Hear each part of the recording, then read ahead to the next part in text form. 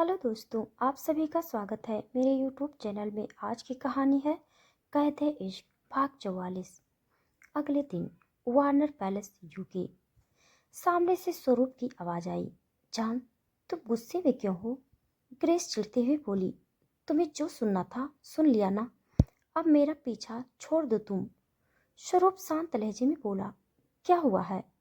तुम ऐसे क्यों बात कर रही हो? ग्रेस ने गहरी सांस ली और बेड पर बैठते हुए बोली।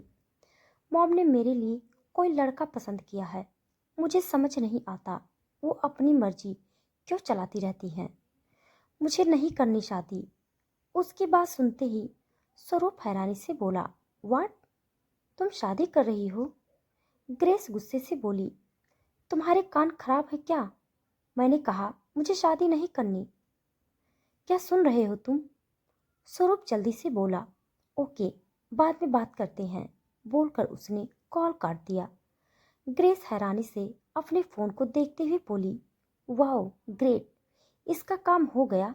तो कॉल काट दिया, बोलकर उसने फ्रस्ट्रेशन से अपनी आंखें बंद कर ली। Delhi, India. Delhi police station. Sujit के केबिन में अखिलेश सर झुकाए खड़ा था। सुजीत उसे देखते हुए कड़क आवाज में बोला। ये सब क्या है अखिलेश? क्या तुम पहले से सब जानते थे? जिया तुम्हारी बेटी नहीं है? क्या ये सच है कि वो उस दानिश वार्नर की बीवी है? अखिलेश उसी तरह से बोला। सब सच है सर। वो मेरे बड़े भाई की बेटी है। मैंने उसे बचाने के लिए उसकी पहचान बदल दी, लेकिन आखिर में उसे पता चल ही गया। उसने मुझसे मेरी बेटी को छीन लिया सर। आप नहीं समझ सकते मेरे दिल पर क्या बीत रही है। वो मेरे भाई साहब की आखिरी निशानी है और मुझे नहीं पता मैं उसे फिर से देख पाऊंगा या नहीं। बोलते हुए उसका गला रुक गया था। सुजीत जल्दी से उसके पास गया और उसके कंधे पर हाथ रखते हुए बोला। मैं समझ सकता हूँ तुम किस दौर से गुजर रहे हो। तुम एक काम करो, कुछ दिन की छुट्टी ले लो। यहाँ पर मैं सब संभाल लूंगा। अखिलेश नम आंखों से उसे देखते हुए बोला। लेकिन सर, मैं अपनी ड्यूटी छोड़कर कैसे? सुजीत बीच में बोला। तुम हमारे डिपार्टमेंट में बहुत ही काबिल ऑफिसर हो। हमारे मिशन पूरे करने के लिए तुमने बहुत सी कुर्बानियां दी है।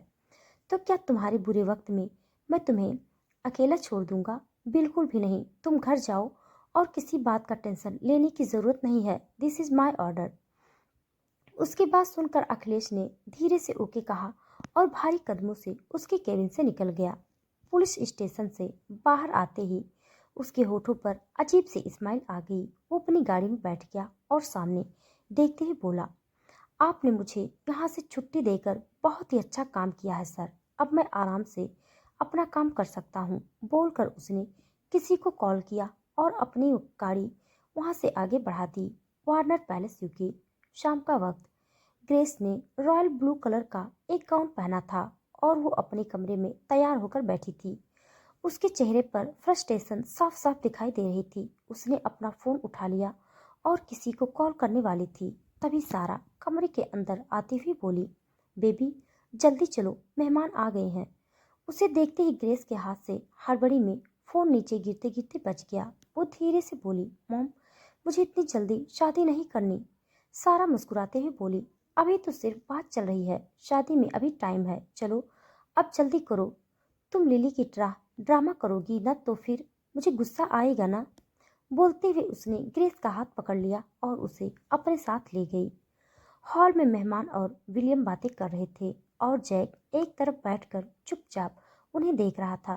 तभी सारा ग्रेस को लेकर वहां आ गई। ग्रेस ने फर्स्ट स्टेशन से जैक की तरफ देखा तो उसने उसे शांत रहने का इशारा किया। ग्रेस चुपचाप जाकर विलियम के पास बैठ गई। तभी बाहर से शोर शराबे की आवाज आने लगी। सारा विलियम को देखते हुए बोली। ये क्या हो रहा है? विलियम अपनी जगह से खड़े होकर दरवाजे की तरफ बढ़ रहा था। तभी एक लड़का उसके सामने आ गया। विलियम अपनी आंखें छोटी करते हुए बोला। Who the hell are you? तुम्हारी हिम्मत कैसे हुई पैलेस के अंदर घुसने की? उस लड़के को देखते ही ग्रेस की आंखें हैरानी से बड़ी हो गई। उसके मुंह से सिर्फ एक शब्द निकला। स्वरूप। वो लड़का कोई और नहीं स्वरूप ही था। वो ग्रेस के पास आकर बोला। यहाँ क्या कर रही हो तुम? तुम्हें शादी नहीं करनी थी तो सीधे सीधे बोल नहीं सकती? उसकी बात सुनते ही सारा गुस्से से बोली। कौन है ये लड़का? क्या हो रहा है? उसकी बात सुनते ही स्वरूप उसकी तरफ देखते हुए बोला, मेरा नाम स्वरूप मित्तल है। ग्रेस और मैं, हम दोनों एक दूसरे से प्यार करते हैं। इसके इतना कहते ही सारा धीरे से बोली, व्हाट? थोड़ी देर बाद मेहमान वहां से जा चुके थे और अब वार्नर फैमिली और स्वरूप ही वहां मौजूद थे। स्वरूप को वहां देखकर ग्रेस की आंखें बाहर निकलने को हो रही थी। तभी उसके कानों में सारा की आवाज गई, ये लड़का यहाँ क्यों है ग्रेस? और ये तुम्हारे बारे में क्या बकवास कर रहा है? उसका सवाल सुनते ही ग्रेस की बोलती बंद हो गई। उसे समझ ही नहीं आ रहा था कि वो क्या बोले। तभी स्वरूप बोल पड़ा, जान, इन्हें बताओ कि तुम भी मुझसे प्यार करती हो। उसकी बात सुनते ही सारा ने ग्रेस की तरफ देखा और उसे घूरते हुए बोली, तुम इस लड़के से प्यार करती हो? ग्रेस घबराते हुए बोली, नहीं मॉम, ऐसा कुछ नहीं है, ये झूठ बोल रहा है। स्वरूप कड़क आवाज में बोला, मैं झूठ बोल रहा हूँ तो फिर हमारे बीच में जो कुछ भी हुआ था वो क्या था? उसकी बात सुनते ही सारा हैरानी से बोली, क्या हुआ था? कहीं तुमने मेरी बेटी को प्रेग्नेंट तो नहीं कर दिया? उसकी बात सुनते ही ग्रेस तेज आवाज में बोली, मॉम, ऐसा कुछ नहीं हुआ हमारे बीच, प्लीज ट्रस्ट मी। सारा विलियम की तरफ देखते हुए बोली, तुम जल्दी से डॉक्टर को यहाँ बुला लो, हम अभी ग्रेस के टेस्ट करवा लेते हैं। विलियम शांत लहजे में बोला, तुम पहले पूरी बात तो सुन लो। सारा चिल्लाते हुए बोली, क्या सुनूं मैं? तुमने इस लड़के की बात नहीं सुनी? एक मिनट, इसने ग्रेस को किडनैप किया था। ये दोनों एक ही घर में रह रहे थे। इसका मतलब इनके बीच में सच में कुछ हुआ था। ग्रेस फ्रस्ट्रेशन से बोली, मॉम, आप मेरी बात सुनो प्लीज, हमारे बीच सिर्फ एक किस हुई थी। उसकी बात सुनते ही सब लोग शांत हो गए। सारा ग्रेस की तरफ देखते हुए धीरे से बोली, एक किस? इसके अलावा कुछ नहीं हुआ? ग्रेस धीरे से बोली, इसके अलावा कुछ नहीं हुआ मॉम। उसकी बात सुनकर सारा ने स्वरूप की तरफ देखा और गुस्से से बोली, सिर्फ एक किस के लिए तुम मुंह उठाकर यहाँ चले आए? तुम्हारी वजह से ग्रेस का रिश्ता टूट गया, मैं तुम्हें जिंदा नहीं छोड़ूंगी। बोलते हुए उसने विलियम की वेस्ट से गन निकालकर अपने हाथ में ले ली। उसके हाथ में गन देखते ही ग्रेस की सांसें तेज हो गई। सारा ने स्वरूप की तरफ गन तानते हुए कहा, तुम्हें क्या लगा तुम मेरी बेटी को फंसाओगे और मैं देखती रह जाऊंगी? स्वरूप बिना किसी भाव के बोला, मैं उसे फंसा नहीं रहा हूँ, आई लव हर। सारा गुस्से से बोली, बंद करो ये प्यार का ड्रामा। तुम भी अपने बाप की तरह मतलबी हो। जरूर तुम्हें ग्रेस में कोई फायदा नजर आया होगा, इसीलिए तुम उसके पीछे पड़े हो। उसके इतना कहते ही स्वरूप गुस्से से बोला, बस बहुत हुआ, मैं कुछ बोल नहीं रहा हूँ। इसका मतलब ये नहीं कि आप अपने लिमिट क्रॉस करें। आपकी बेटी से प्यार करता हूँ और वो मुझसे प्यार करती है, लेकिन आपके डर से वो चुप है। उसकी बात सुनकर सारा ने ग्रेस की तरफ देखा। ग्रेस हड़बड़ाते हुए बोली, दिमाग खराब है क्या तुम्हारा? मैं तुमसे प्यार नहीं करती। मॉम, ये झूठ बोल रहा है, प्लीज इसकी बातों पर यकीन मत करना। स्वरूप अपनी आंखें छोटी करते हुए बोला, ओके, तो फिर मैं आपको सबूत देता हूँ कि ये भी मुझसे प्यार करती है। ग्रेस घबराते हुए बोली, कैसा सबूत? मैंने कुछ नहीं किया, देखो तुम। सारा बीच में बोली, मुझे देखना है तुम्हारे पास क्या है। उसकी बात सुनते ही ग्रेस ने अपना सर पीट लिया। उसे अच्छे से याद था कि बार बार वो नशे में थी और उसने स्वरूप के सामने बहुत कुछ बोला था।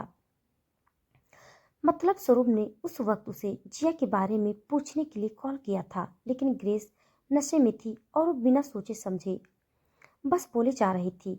उसे अच्छी तरह से पता था स्वरूप ने उसकी सारी बातें अपने फोन में रिकॉर्डिंग कर ली थी। स्वरूप ने अपना फोन निकाला और उसके हाथ में फोन देखते ही ग्रेस की धड़कनें बुरी तरीके से शोर करने लगी। वो धीरे से बोली, तुम ऐसा नहीं कर सकते। स्वरूप टेबल स्माइल करते हुए बोला, तो फिर मान लो कि तुम मुझसे प्यार करती हो। उसकी बात सुनकर ग्रेस ने गहरी सांस ली और सारा की तरफ देखते हुए बोली, ये सच बोल रहा है, मैं भी इससे प्यार करती हूँ। उसके इतना कहते ही सारा ने उसके गाल पर एक थप्पड़ दे मारा। ग्रेस नीचे गिरती उससे पहले स्वरूप ने उसे पकड़ लिया। ग्रेस अपने गाल पर हाथ रखते हुए आंसू भरी नजरों से सारा को देखने लगी। सारा गुस्से से बोली, पूरी दुनिया में यही मिला था तुम्हें? तुम किसी को भी पसंद कर लेती, लेकिन यही क्यों? मुझे समझ नहीं आता तुमने इसे कैसे पसंद कर लिया। विलियम उसके कंधे पर हाथ रखते हुए बोला, शांत हो जाओ। इतना रिएक्ट करोगी तो तुम्हारी तबीयत खराब हो जाएगी। सारा हृदय गले से बोली, देख रहे हो तुम, पहले इसके दादा ने हमारी लिली को हमसे दूर कर दिया और अब ये लड़का ग्रेस को हमसे दूर करना चाहता है। उसकी बात सुनकर स्वरूप सीरियस टोन में बोला, आप जैसा सोच रहे हैं वैसा कोई प्लान नहीं है मेरा। मैं आपकी बेटी से सच में प्यार करता हूँ। विलियम उसे देखते हुए बोला, फिलहाल तुम यहाँ से जाओ, अभी हम बात नहीं कर सकते। कुछ मिनट बाद स्वरूप वहाँ से जा चुका था। सारा अपने सर पर हाथ रखकर सोफे पर बैठी थी। तभी जैक उसकी तरफ पानी का गिलास बढ़ाते हुए बोली, मॉम, आप पानी पी लो प्लीज, आपको अच्छा लगेगा। सारा ने उसके हाथ से गिलास ले लिया। पानी पीने के बाद वो धीरे से बोली, दानिश को सब बताना होगा। जैक गहरी सांस लेकर बोला, मॉम, वो दोनों कल वहां से निकल रहे हैं। ग्रेस सारा के पास बैठ गई और धीरे से बोली, मॉम, मैंने जानबूझकर कुछ नहीं किया, मुझे नहीं पता। सारा बीच में बोली, अगर तुम्हें वो लड़का पसंद है तो मैं तुम दोनों की शादी करवा दूंगी। ग्रेस हैरानी से बोली, मॉम, आप क्या बोल रही हैं? मैं ऐसा कुछ नहीं चाहती। सारा उसे देखते हुए बोली, ऐसा नहीं है तो तुमने सबके सामने उसकी बात कैसे मान ली? इन सब बातों का क्या मतलब था, जरा बताओगी? ग्रेस ने गहरी सांस ली और उसे देखते हुए बोली, ये सच है कि मैं उसे पसंद करती हूँ, लेकिन आपके डर की वजह से मैं चुप थी। आप समझ रही हैं ना, वो वैसा बिल्कुल नहीं है। सारा उसे घूरते हुए बोली, तुम्हें कैसे पता वो कैसा है और कैसा नहीं? कितने दिन से जानती हो तुम उसे? उसका सवाल सुनकर ग्रेस इरिटेट होकर बोली, आप कभी किसी की बात क्यों नहीं सुनती? हर बात में आपको अपनी मनमानी करनी होती है। तो दोस्तों, आज के लिए बस इतना। इसके आगे का भाग जानने के लिए आप सब मेरे साथ बने रहिए।